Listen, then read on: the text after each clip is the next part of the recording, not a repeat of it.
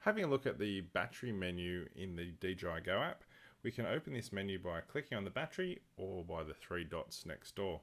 So clicking on the battery will bring up our aircraft battery menu, and what we see here is four distinct battery level indicators. So the reason it has four is because we've got a battery which is a 4S battery, which means we've got four battery cells connected together in series. So it's giving us an indication of each battery cell, and we can see there that they're all around about the same level, which is what you would expect to see.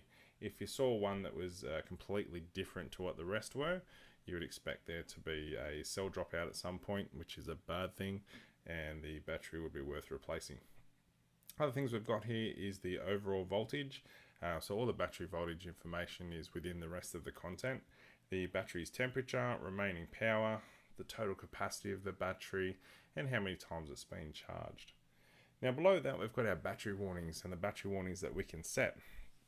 So the first one in line here is our critical low battery warning. So this is when the aircraft's about to auto land, but we can bring this critical low battery warning up.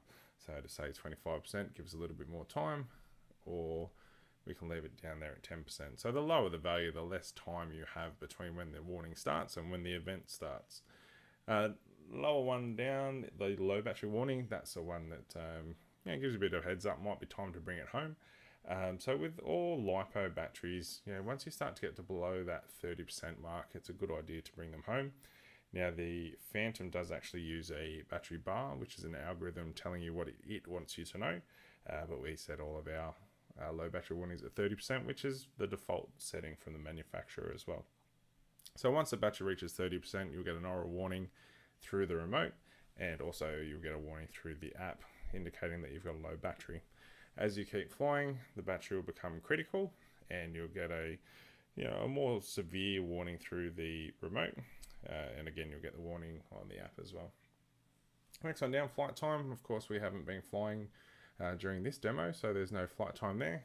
And in the advanced settings, we've got show the voltage on the main screen, so that would just bring up the battery voltage next to the battery bar.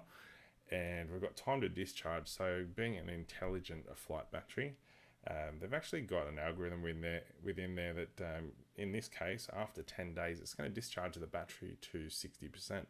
And the reason that they do that is because batteries for long-term storage are best around that 40 to 50% mark. That'll give them longest on the shelf time.